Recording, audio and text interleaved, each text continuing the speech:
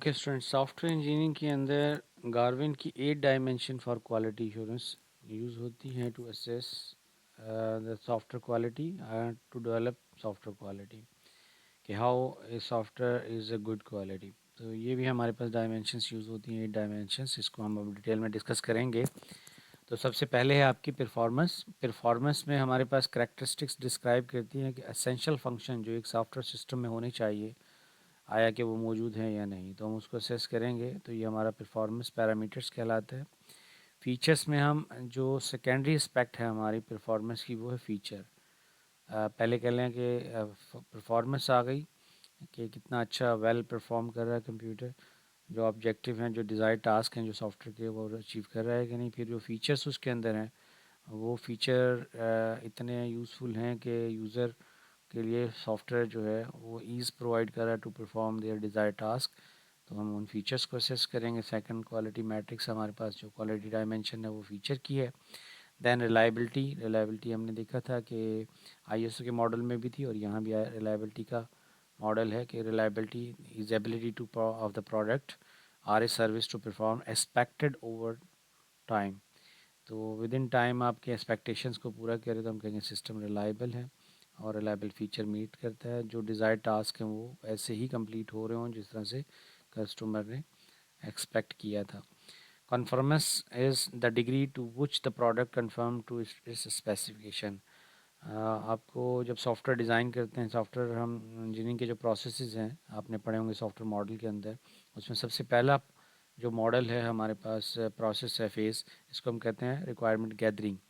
Requirement gathering के बाद हम रिक्वायरमेंट एलिसिटेशन करते हैं, देन स्पेसिफिकेशन करते हैं। तो किस तरह से कन्फर्मेंस फ़ीचर जो है, कन्फर्मेंस हमारी डायमेंशन वो मेजर करती है कि आपने जो रिक्वायरमेंट गैदर की थी और उसको स्पेसिफिकेशन में ट्रांसफॉर्म किया, तो कितनी उसकी परसेंटेज है, डिग्री, हम यहाँ कहते हैं degree to which the product conforms to its specification. Durability dimension है। Durability is the measurement of the product life.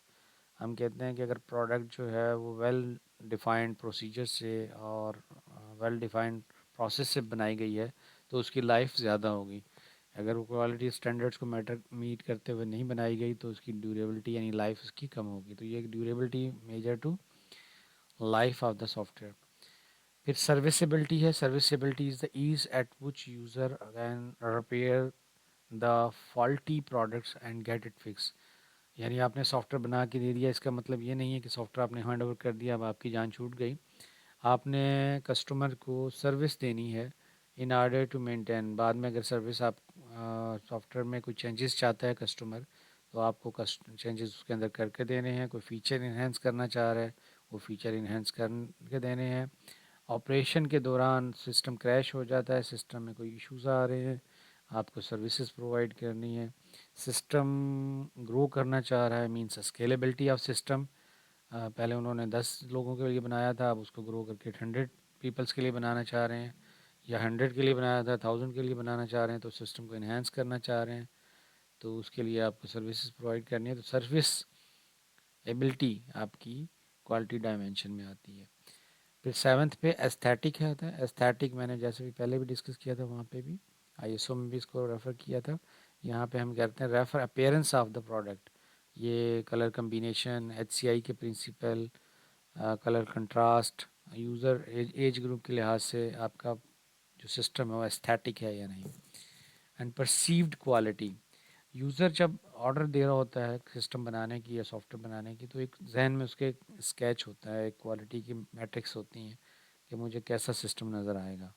तो आपने यहाँ पे असेस करना है कि आया कि वो परसीव क्वालिटी जो यूज़र ने की थी ओवरऑल, जो उसका ओपिनियन था, उसके मुताबिक है या नहीं। तो quality is overall opinion of the customer towards product. तो जो ओवरऑल उसकी परसेप्शन है या परसीविंग है सिस्टम के बारे में, वो मीट हो रही है या नहीं। अब इनको डिटेल में ले लेते हैं वन बाय वन। पहले हम कह रहे थे कि परफॉर्मेंस, परफॉर्मेंस में हमने कहा क्या परफॉर्मेंस में मेजर करेगा, product describe the product essential function. जो एसेंशियल फंक्शन है, जैसे हमने कहा था मेन फीचर है, मेन फंक्शन है, वो उसके अंदर परफॉर्म हो रहे हैं। एग्जाम्पल के तौर पे लेट्स सपोज फॉर एग्जाम्पल हम कहते हैं कार है, और कार की परफॉर्मेंस क्या होगी, performance would include characteristics like mileage per gallon, acceleration, handling and cruising speed. तो ये परफॉर्मेंस मैट्रिसेस हैं किसी भी कार की। तो हम कहते हैं, नॉर्मली आपने सुना होगा कि हम गाड़ी के बारे में पूछते हैं कि गाड़ी की माइलेज क्या है, क्या माइलेज दे रही है जी, का नई गाड़ी आई है अभी कल्टस का नया मॉडल, क्या माइलेज दे रहा है। तो आप कहते हैं 17 to 18 या 19, कहते हैं बड़ी अच्छी माइलेज है। और कोई कहते हैं 20 पर गैलन जो है, पर लीटर अगर दे रही है माइलेज तो अच्छी है। तो ये आपकी माइलेज जो है परफॉर्मेंस मैट्रिक्स है। इसी तरह एक्सेलरेशन कि पिकअप कितना गाड़ी का अच्छा है, तो ये एक्सेलरेशन होती है। तो इसी तरह से सॉफ्टवेयर जब आप स्टार्ट करते हैं तो सॉफ्टवेयर का फर्स्ट टाइम पे क्लिक करने के बाद और आप उसको यूजेबल यूज़ कर सकें, उसके दरमियान कितना टाइम ड्यूरेशन है, ये इसकी परफॉर्मेंस आएगी। जो सिस्टम स्लो होंगे, क्लिक करें और वो जब स्टार्ट हो अपनी फंक्शनलिटी स्टार्ट करे, तो अगर वो काफ़ी टाइम ले रहा है तो हम कहेंगे ये सिस्टम स्लो है। इसी तरह से आपने देखा होगा एटीएम मशीन आप यूज़ कर रहे हो तो आप लोग कहते हैं सिस्टम बहुत स्लो है, सिस्टम बहुत स्लो है। इसका मतलब परफॉर्मेंस के इश्यूज़ हैं। और अगर सिस्टम परफॉर्म कर रहा हो फास्ट तो यूज़र हैप्पी होता है, और फिर सिस्टम स्लो परफॉर्म करेगा तो यूज़र अनहैप्पी होगा। इसी तरह स्मार्टफोन की एग्जांपल अगर आप लें, performance would include the characteristics like clear phone reception, data speed, कितना फास्ट आप यूज़ कर सकते हैं, कितने इजीली उन मोबाइल ऐप्स को यूटिलाइज़ कर सकते हैं, उनके अंदर जो रिस्पांस टाइम है, यानी जब आप क्लिक करते हैं किसी बटन पे और उसका जो रिस्पांस आता है उसके अंदर डिले कितना है या लेटेंसी कितनी है, तो ये परफॉर्मेंस पैरामीटर्स हैं। सेकंड पे हमने कहा था फीचर। फीचर क्या है? Feature are secondary aspect of the performance. They are the bells whistles of the products and services. They are one of the add extra functionality to their essential function। देखें, फिर minimum हम कहते हैं functions, function वो हैं जो होने चाहिए, और फीचर्स वो होते हैं जो एडिशनली यूज़र एक्सपेक्ट कर रहा होता है कि ये सेकेंडरीली ये चीज़ें खुद ही कर देगा। जब रिक्वायरमेंट गैदरिंग कर रहे होते हैं तो हमने कहा था कि यूज़र नॉर्मली फंक्शनल रिक्वायरमेंट के ऊपर फोकस कर रहा होता है, और नॉन फंक्शनल रिक्वायरमेंट वो एडिशनल फीचर हैं जो यूज़र को अगर दे दिए जाएँ तो यूज़र हैप्पी होगा और उससे उसकी सेटिस्फेक्शन लेवल बढ़ जाएगा। तो कार में अगर हम कहें कि आपके पास बिल्ट इन जीपीएस फीचर है तो ये क्या होगा? एडिशनल फीचर हो जाएगा। इसी तरह अगर हम सीट वार्मर एयर क्लास लगा हुआ है तो हम कहेंगे एडिशनल फ़ीचर है। अगर स्मार्टफ़ोन के साथ इंटीग्रेशन है कार की तो हम कहेंगे कार का एडिशनल फ़ीचर है। इस तरह अगर सॉफ्टवेयर दूसरे सॉफ्टवेयर के साथ इजीली इंटीग्रेट हो सकता है तो हम कहेंगे इसके फ़ीचर्स हैं, और उनके प्लग एंड प्ले डिवाइसेस के साथ सपोर्ट है उसकी, तो ये हम कहेंगे एडिशनल फ़ीचर्स हैं। तो सॉफ्टवेयर के अंदर भी ये सारी चीज़ें हम देखते हैं कि ये सारे एस्पेक्ट जो एडिशनल फ़ीचर हो वो होने चाहिए। इसी समय स्मार्टफ़ोन में अगर हम बात करें तो feature cloud include high resolution camera। So sorry, feature can could include high resolution camera। तो अगर अच्छा कैमरा है, हाई रेजोल्यूशन का कैमरा है तो ये एक फ़ीचर है। इसी तरह से रेटिना और फिंगर प्रिंट सेंसर जो हैं वो हाई क्वालिटी के हैं, जैसे टच करें फ़ौरन डिटेक्ट हो जाता है, या उसको आपको बहुत ज़्यादा फिंगर को सेट करना पड़ता है, उसकी डायमेंशन सेट करनी पड़ती हैं, तो हम कहेंगे ये फ़ीचर जो है वो पुअरली परफॉर्म कर रहा है।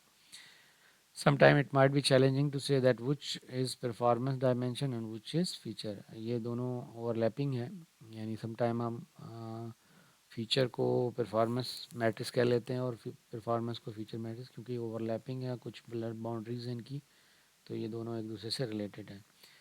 थर्ड पे हमारे पास आता है रिलायबिलिटी। रिलायबिलिटी को हमने कहा था कि रिलायबिलिटी क्या है कि सिस्टम कितना परफेक्टली परफॉर्म कर रहा है, उसकी एक्सपेक्टेड आउटपुट कैसे आ रहे हैं। इसमें रिलायबिलिटी मेजरमेंट में हमारे पास ये होता है MTTF, mean time to failure, यानी सिस्टम के अंदर कितने क्रैशेस आते हैं, सिस्टम कितनी दफ़ा फेल हो जाता है या डिज़ायर टास्क कंप्लीट नहीं कर पाता। आपने देखा होगा कि जब हम सॉफ्टवेयर को यूज़ कर रहे हो या मोबाइल ऐप्स भी यूज़ कर रहे हो, अगर उसके अंदर वो ऑटोमेटिकली क्लोज़ हो जाए या आपको एरर आए कि please try again, system is down, तो ये आपकी रिलायबिलिटी एस्पेक्ट को डाउन करते हैं। तो लोग यूज़र जो है फिर अगर कोई जनरल ऐप है तो वो यूज़र दूसरी ऐप पे चला जाएगा, और अगर आपका क्लाइंट है तो दूसरी सर्विसेज को लेना शुरू कर देगा। तो इसी तरह से MTTF मीन टाइम रिलायबिलिटी को मेजर करता है। और दूसरा होता है मीन टाइम बिटवीन फेलियर। अच्छा, दो चीज़ें बड़ी इंपॉर्टेंट एस्पेक्ट हैं। एक तो है मीन टाइम टू फेलियर कि कितना फ्रिक्वेंटली फेल होता है, और दूसरा है कि मीन टाइम बिटवीन फेलियर्स, यानी एक तो है कि टाइम कितनी दफ़ा वो फेल होगा, और दूसरा फेल होने के बाद दोबारा कब फेल होगा, उनके दरमियान इंटरवल कितना है। तो एक फ्रिक्वेंसी है और एक इंटरवल है, ये दोनों ही अगर ज़्यादा होंगे तो आपकी रिलायबिलिटी डाउन हो जाएगी। इन दोनों में से कोई एक भी डाउन हो, कम ज़्यादा होगा तो रिलायबिलिटी डाउन हो जाएगी। अगर फ्रिक्वेंसी बहुत ज़्यादा है तो हम कहेंगे इसका टाइम MTTF ज़्यादा है, और अगर उसके अंदर इंटरवल छोटा है, जल्दी जल्दी फेल होता है, तो अभी हम कहेंगे इसका MTBF is small and it is a poor reliability. 4 हमारे पास कन्फर्मेंस है। Conformance is the degree to which product conforms its specification. Example के तौर पे अगर हम लें, when we talk about the conformance in the software development, we mean that code compiles with requirement defined by customer। जो customer ने requirement दी है उसके मुताबिक चल रहा है, उससे कंप्लाइंस है उसकी, और उनके जो कस्टमर की रिक्वायरमेंट है उसकी 1 to 1 मैपिंग है आपके feature in the computer software. अगर 1 to 1 मैपिंग है हर रिक्वायरमेंट के लिहाज से, आपने उस फीचर को अकॉर्डिंगली प्रोवाइड किया है अपने सॉफ्टवेयर में, तो हम कहेंगे कन्फर्मेंस है। तो क्वालिटी गुरु कहते हैं कि quality conformance is essential requirement, क्योंकि आपकी रिक्वायरमेंट से इसकी 1 to 1 मैपिंग है। जो जितनी रिक्वायरमेंट आप, जितने परसेंटेज आप रिक्वायरमेंट उसकी पूरी करेंगे, उतना high quality factor quality software कहलाएगा। ड्यूरेबिलिटी है, लाइफ की लिहाज से इसका रिलेशन है कि durability is the measurement of life, defines amount of the use customer could get from the product before its deteriorates. यानी कि कितनी लाइफ है उसकी। एक सॉफ्टवेयर आपने बनाया, 2 साल बाद वो किसी काम का नहीं रहा, या एक सॉफ्टवेयर है जो 20 साल से काम कर रहा है और अभी भी आज भी अप टू डेट है। तो ड्यूरेबिलिटी इससे रिलेट करता है। ड्यूरेबिलिटी आप डिज़ाइन एस्पेक्ट्स में भी इन चीज़ों का ख्याल करते हैं। जब सिस्टम डिज़ाइन कर रहे होते हैं तो उसमें आप एक्सपेंडेबिलिटी, एक्सटेंडेबिलिटी, ये दोनों फीचर रखते हैं। एक्सपेंडेबिलिटी क्या है, सिस्टम को उसके फ़ीचर इन्हेंस किए जा सके, और एक्सटेंडेबिलिटी उसके अंदर एडिशनल फ़ीचर ऐड किए। एक्सपेंड उसको ग्रो करें हम, जैसे आपने पहले सिस्टम डिज़ाइन किया था, सॉफ्टवेयर डिज़ाइन किया था, एट ए टाइम उसको 1000 यूज़र एक्सेस कर सकते हैं। लेकिन बाद में आपके नंबर ऑफ़ यूज़र बढ़ गए तो सिस्टम डाउन होने लगा। आपने सिस्टम को एक्सपेंड किया, उसकी फंक्शनलिटी को, और वो स्केलेबल हो गया 1000 यूज़र्स के लिए, और 1000 यूज़र को भी सेम परफॉर्मेंस प्रोवाइड कर रहा है। तो हम कहेंगे एक्सपैंड हुआ और स्केलेबल है सिस्टम। तो ये आपकी ड्यूरेबिलिटी ऑफ सॉफ्टवेयर बना देगी। हमें सॉफ्टवेयर क्यों दोबारा बनवाना पड़ता है कि वो डिज़ायर आउटपुट ना दे रहा हो, या वो इतनी loosely can say poor technology से बनाया गया हो कि आने वाली टेक्नोलॉजी के सामने वो बिल्कुल उसको डिट्रॉइट कर देना और फ्रॉम स्क्रैच बनाना बेहतर लगे। तो अगर आपने इस तरह से सिस्टम डिज़ाइन किया तो हम कहेंगे उसकी ड्यूरेबिलिटी कम है। फॉर एग्ज़ाम्पल अगर हम बात करें वही कि how long will your car last, यानी कितने अरसे तुम्हारी कार चलेगी। तो अगर हम कहें कितने अरसे कार चलेगी, तो हम मॉडल देखते हैं, हमारा बॉडी कैसी है, उसके टायरों की कंडीशन क्या है, इंजन की कंडीशन क्या है, इंजन की क्वालिटी क्या है, सारी चीज़ें देख के देखते हैं यार 2-4 साल तो चल जाएगी। फिर हम कहते हैं नहीं नहीं, ये तो 20 साल चलेगी। तो आप देखें कि पुरानी गाड़ियाँ जो हमारे पास ऐसी हैं, रिलायबल होती हैं। तो 74 मॉडल, 67 मॉडल आज तक चल रहा है। तो अगर वो ऐसे डिज़ाइन एस्पेक्ट्स उनके अंदर अच्छी रखी गई हैं तो आज तक चल रही होती हैं। और कुछ गाड़ी ऐसी भी हैं कि आपके पास 2006 2007 मॉडल है, वो एक्सपायर हो गई। इसी तरह से अगर आपने जब सॉफ्टवेयर डिज़ाइन किया तो क्वालिटी, अगर आपने टेक्नोलॉजी यूज़ की, पुरानी लैंग्वेजेस यूज़ की, या लेटेस्ट टेक्नोलॉजी को अवॉइड किया, तो आगे जाके हो सकता है आपका सिस्टम जो है डिट्रॉइट हो जाए, उसकी यूजेबिलिटी कम हो जाए और लाइफ एक्सपायर हो जाए, आपको दोबारा से स्क्रैच से बनाना पड़े।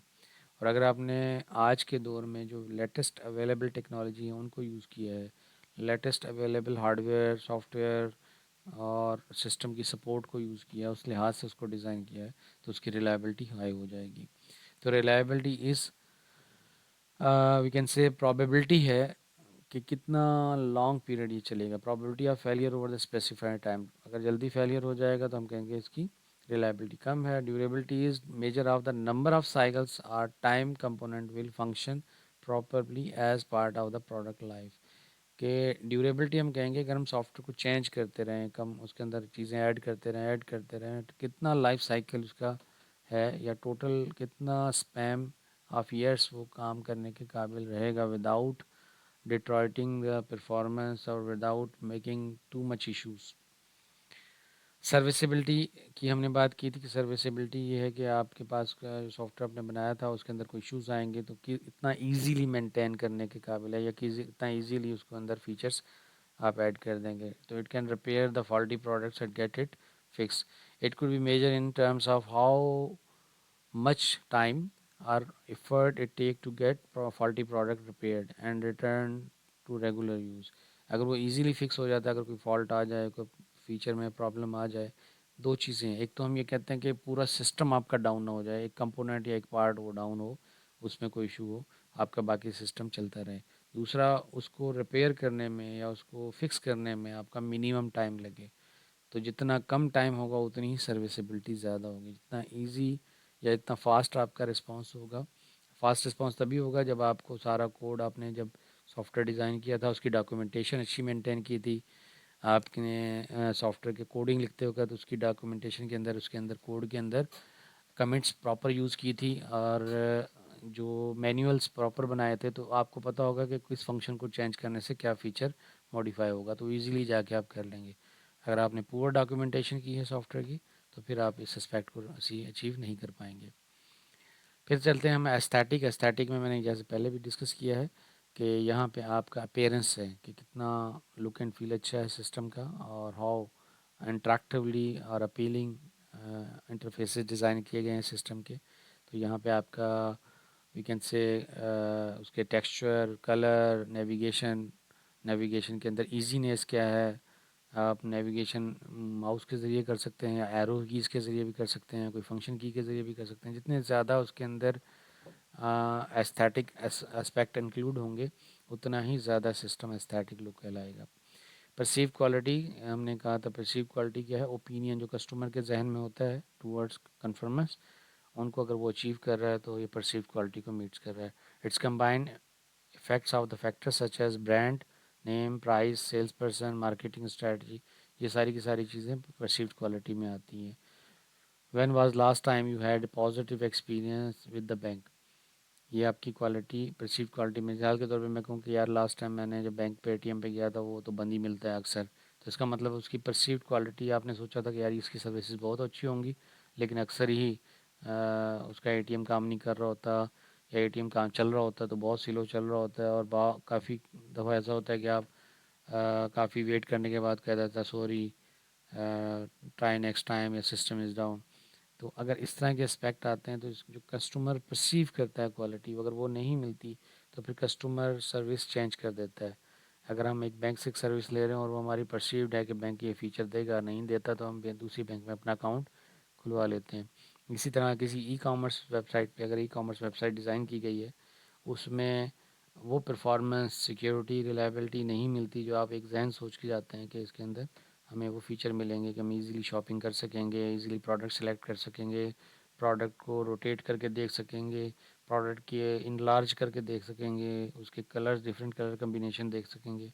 ये अगर फ़ीचर नहीं मिलते तो फिर आप दूसरी ई कॉमर्स वेबसाइट पे चले जाते हैं। तो ये परसीव क्वालिटी नहीं मिलेगी सॉफ्टवेयर की, तो फिर आप कहेंगे कि वो डिज़ायर्ड एस्पेक्ट अचीव नहीं हो रही हैं। तो ये हमारे थे with respect to 8 dimension of Garvin, जिसको हमने यहाँ पे डिस्कस किया।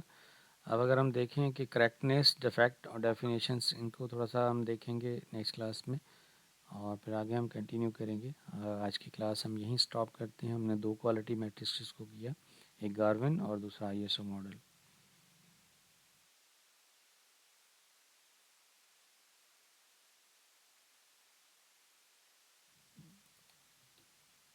ठीक है।